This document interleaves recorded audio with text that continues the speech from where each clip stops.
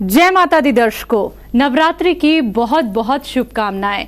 नवरात्रि हिंदुओं का एक प्रमुख त्योहार है जिसे पूरे भारत में मनाया जाता है, बल्कि हर राज्य में नवरात्रि को अलग अलग नामों से जाना जाता है और अलग अलग तरीकों से मनाया जाता है। नवरात्रि वर्ष में 2 बार आती है, चैत्र और आश्विन माह में।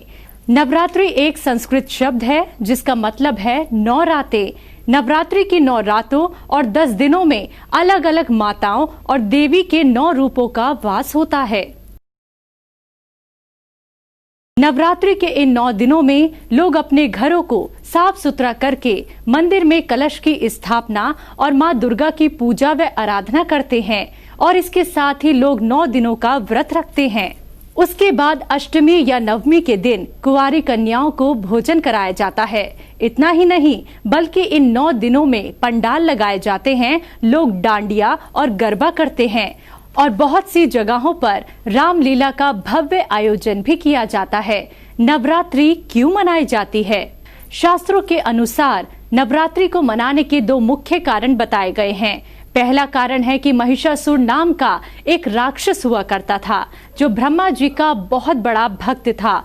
महिषासुर ने तप करके ब्रह्मा जी को प्रसन्न कर लिया और उनसे एक वरदान प्राप्त किया था। वो वरदान ये था कि कोई भी देव हो, दानव हो या फिर धरती पर रहने वाला कोई मनुष्य ही क्यों ना हो, कोई भी महिषासुर को नहीं मार पाएगा। अब महिषासुर वरदान प्राप्त करके बहुत ही निर्दयी बन गया और तीनों लोकों में आतंक मचाने लगा और उसके आतंक से सभी देवी देवता उससे परेशान हो गए और सभी देवी देवताओं ने ब्रह्मा, विष्णु और महेश के साथ मिलकर मां शक्ति के रूप में दुर्गा जी को जन्म दिया। इसके बाद मां दुर्गा और महिषासुर में बहुत ही भयंकर युद्ध हो गया। ये युद्ध 9 दिनों तक चला और महिषासुर का वध कर दिया मां दुर्गा ने। तब से इस दिन को अच्छाई पर बुराई की जीत के रूप में माना जाने लगा और उस दिन से ही नवरात्रि का पर्व मनाना शुरू किया गया। दूसरी कथा है, भगवान राम ने रावण के साथ युद्ध करने से पहले रामेश्वरम में देवी भगवती की आराधना की थी और 9 दिनों तक उनकी पूजा की थी। मां भगवती ने राम जी की भक्ति से प्रसन्न होकर उन्हें लंका में विजय प्राप्ति का आशीर्वाद दिया था। इसके बाद 10वें दिन भगवान राम ने लंका नरेश रावण को युद्ध में पराजित कर वध कर लंका पर विजय प्राप्त की थी। तब से इस 10वें दिन को विजयदशमी के रूप में मनाया जाने लगा। नवरात्रि का पहला दिन मां शैलपुत्री का होता है।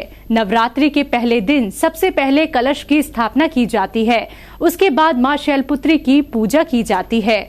कलश को भगवान गणेश का रूप कहते हैं और हिंदू धर्म में कोई भी कार्य करने से पहले भगवान गणेश जी की पूजा व आराधना की जाती है।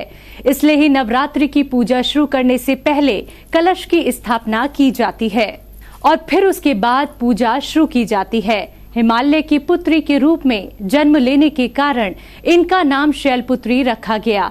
इसलिए इन्हें देवी वृषारूणा भी कहा जाता है।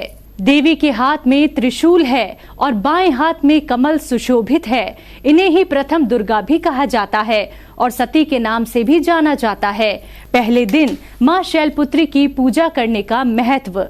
नवरात्र के सबसे पहले दिन मां शैलपुत्री की पूजा होती है क्योंकि मां के स्वरूप को सौभाग्य और शांति का प्रतीक कहते हैं। माना जाता है कि जो मनुष्य मां शैलपुत्री की विधि विधान से पूजा आराधना करता है उसका मन कभी अशांत नहीं रहता और घर में खुशियां बनी रहती हैं।